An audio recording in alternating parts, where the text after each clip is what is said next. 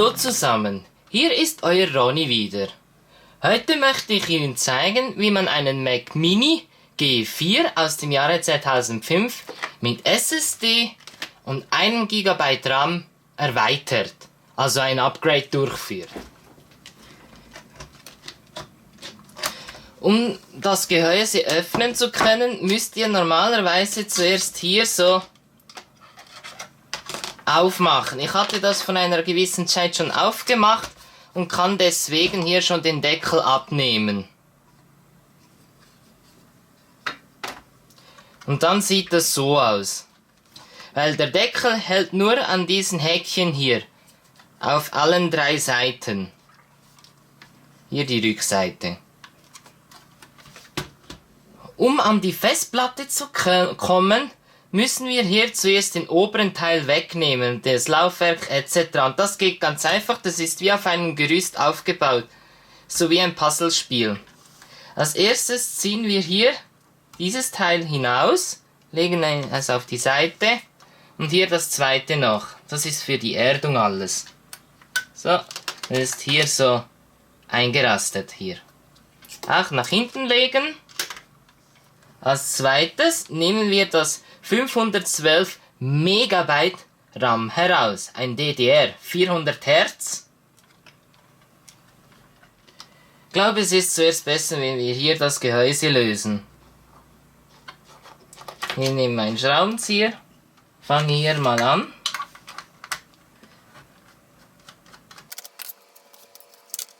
Zweite Schraube.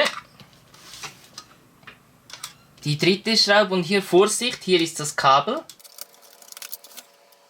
Und hier gibt es keine Schraube. Können wir das ganz vorsichtig herausnehmen.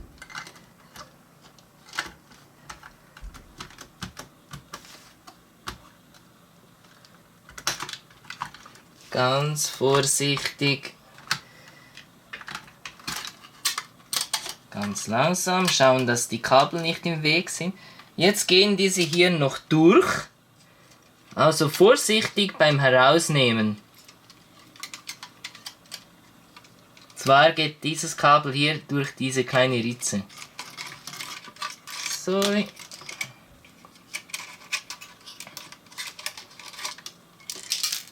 Oh, vorsichtig, da fallen mir schon die Schrauben heraus.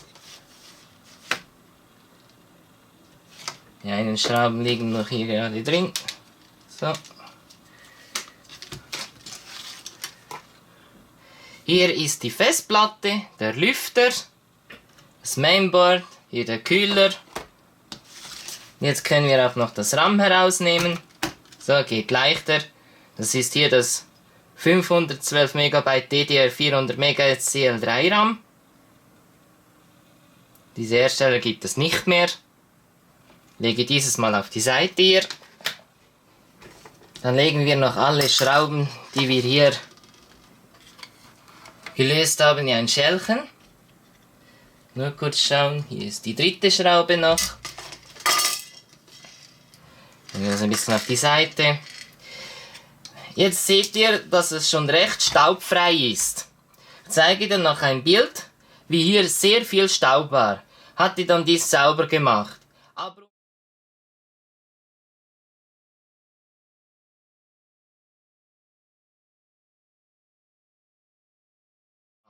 Aber um jetzt Ihnen zeigen zu können, wie es hier drin aussieht, gehen wir noch mit dem Pinsel ein bisschen drüber, machen hier noch ein bisschen den Rest weg, den restlichen Staub.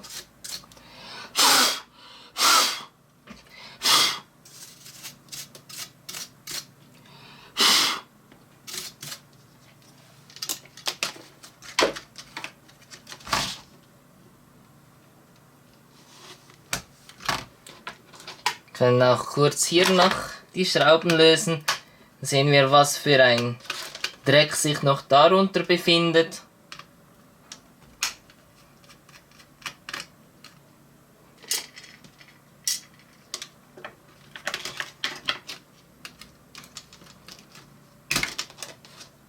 Ah, das ist die Airport-Karte. Können wir auch noch kurz abwischen.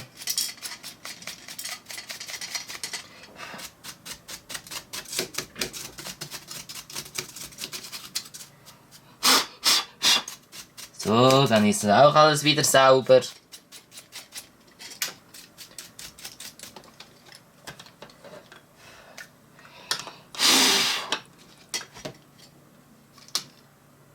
Dann stecken wir diese Airport-Karte wieder hinein. Sonst haben wir kein WLAN. Jetzt muss ich nur schauen, dass ich diese wieder richtig hineinstecke.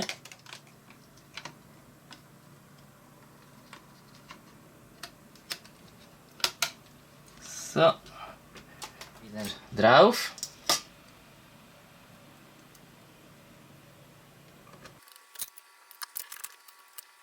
So. Dann ist die Airport-Karte wieder sauber festgeschraubt.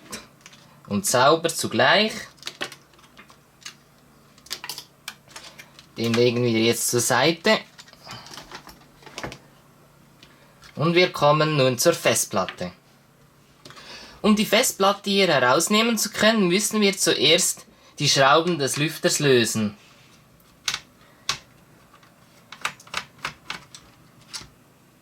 Beim ersten Mal waren diese kleinen Käbelchen noch mit Klebeband an die Festplatte und hier an die Wand gebunden.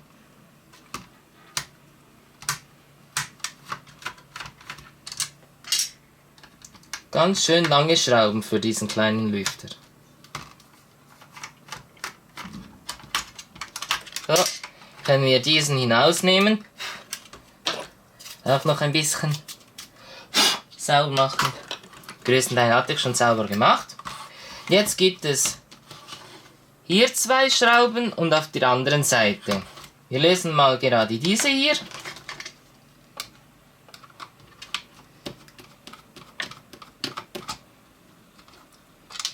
Legen diese auch in das kleine Schälchen. Das sind ganz kleine Schrauben hier. Dieser Schraubenzieher geht jetzt nicht durch ein Loch. Darum muss ich jetzt einen anderen nehmen. Dieser hat Platz. Anstatt ein Kreuzschnauz nehme ich einen Schlitzschraubenzieher.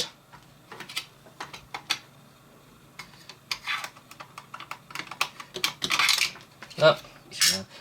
Und noch die letzte Schraube. So. Jetzt beim Herausnehmen vorsichtig sein, nicht dass man die Käbelchen kaputt macht.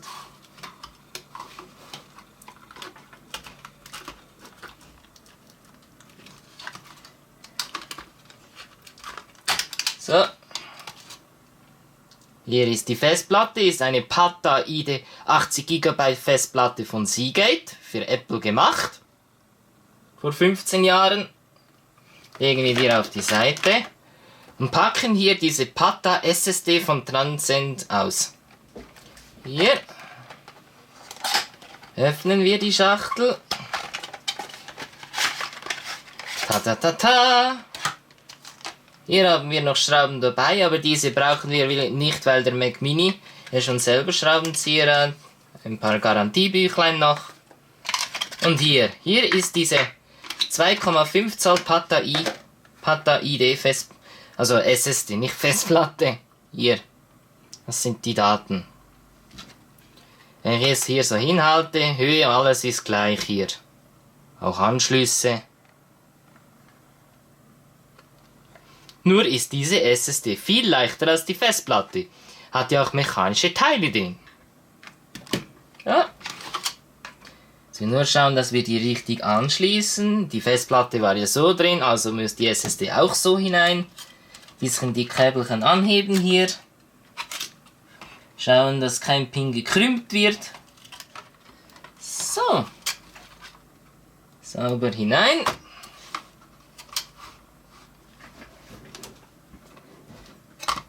Und wir können wieder festschrauben, die Platte.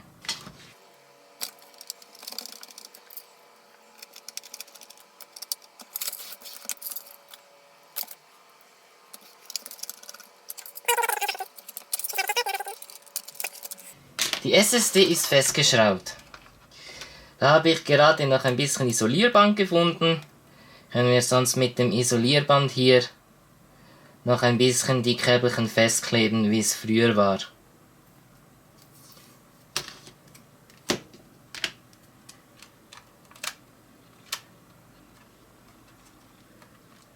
So. Dann hält auch dieses ein bisschen fest. Hier. So. Die SSD hält hier. Wir legen den Lüfter wieder ins Gehäuse hinein und befestigen ihn mit diesen 3 langen Schrauben.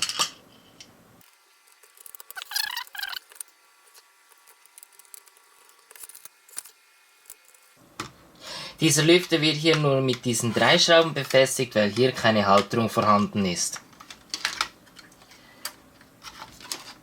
So, also muss auch sauber drin. Hier dieser Kleber von früher, der hält gar nicht mehr. Das ist der Ausgang des Lüfters. Hier. So, der Lüfter hält, die SSD hält. Das CD-Laufwerk hatte ich schon ein anderes Mal gereinigt innen drin. Das ist jetzt sauber. Das ist der Mini-Lautsprecher, hier eben das CD-Laufwerk. Ja, dann können wir diesen wieder in den Mac Mini einbauen. Da kommt mir gerade in den Sinn, bevor wir diesen hier einbauen, müssen wir natürlich noch das neue 1 GB RAM einbauen. So. Hier, das ist das RAM.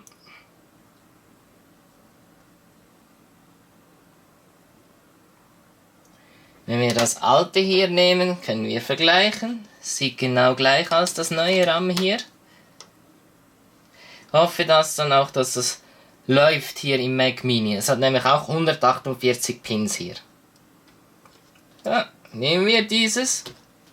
Und Seitenverkehr können wir es gar nicht hineintun. Wir sehen hier ist kleine Ausbuchtung. Das heißt, ich halte hier dieses RAM jetzt verkehrt. Wir drehen es um. Und fahren es hier hinein. Klappen hier.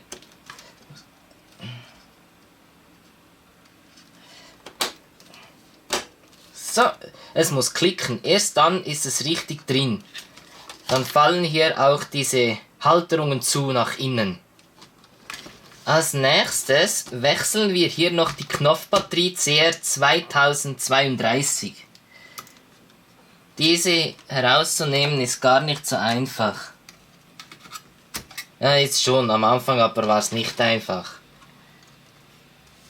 Und wir legen hier eine neue Knopfbatterie ein. Auf die Knopfbatterie schreibe ich jetzt noch das Datum, dass wir das Jahr 2020 haben.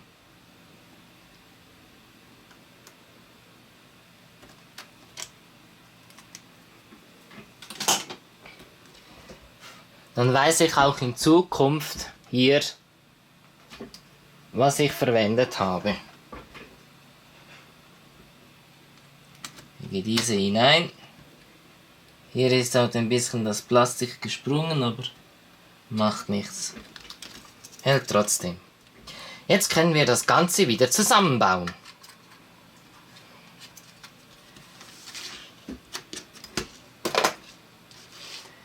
Hier die Kabel wieder hier durch.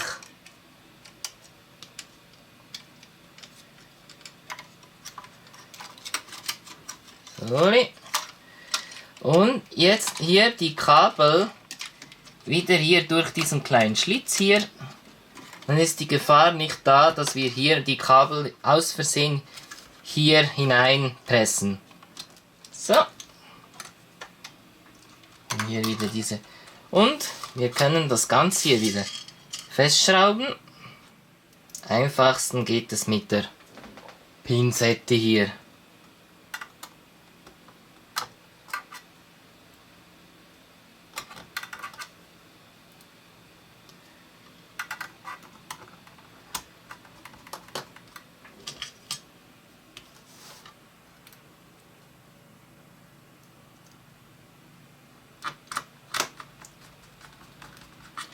Dieses Klebeband hält auch nicht mehr sauber.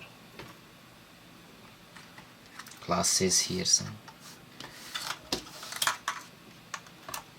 Und hier hinten kommt noch die Schraube hinein. Und schon hält die ganze Sache hier. Dieses können wir hier einfach wieder so hier dazwischen stoßen. Und dieses hier.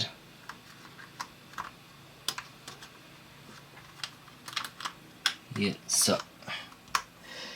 Bevor wir jetzt hier diesen Deckel drauf tun, uns dann mühselig wird, wieder zum Auseinanderzunehmen, wenn etwas nicht läuft, schalten wir zuerst den Mac Mini ein und probieren das Betriebssystem Mac OS 10.4 Tiger zu installieren. Und zwar dieses hier. Wir schließen jetzt alle Komponenten am Mac Mini an. Den DVI-Stecker hier, das ist für das Bildsignal. Und da bei der Erstinstallation die Bluetooth-Verbindung nicht klappt, nehmen wir hier eine Tastatur, wo kabelgebunden ist. Stecken diese hier ein. Und da ich keine uralte Apple-Maus kabelgebunden mehr habe, nehme ich hier so eine andere Computermaus, stecke diese hier auch ein.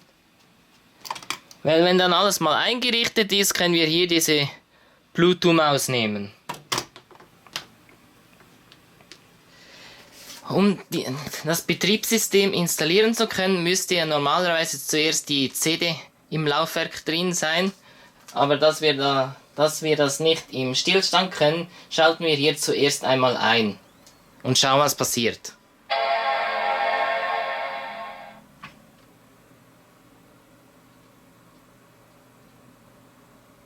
Jetzt kommt natürlich das Bild hier. Er findet das Betriebssystem nicht auf der SSD. Ist natürlich ganz normal, weil hier nichts installiert wurde. Deswegen legen wir jetzt die CD ein. Oder besser gesagt die DVD.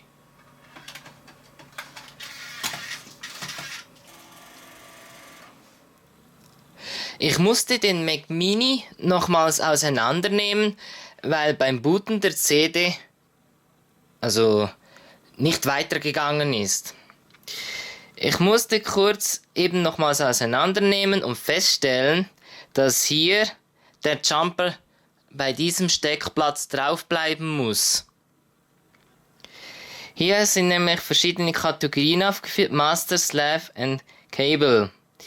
Und ich habe ein bisschen versucht zu recherchieren, bin noch nicht ganz schlau geworden, aber ich habe jetzt einfach festgestellt, dass ich hier den Jumper auf auf Master stellen muss, damit überhaupt hier von der CD, also respektive von der DVD gebootet wird. Hier sieht man die verschiedenen Kategorien. Ich musste jetzt eben hier auf Master stellen, damit hier überhaupt von der DVD gebootet wird, und wir bauen die SSD nochmals ein.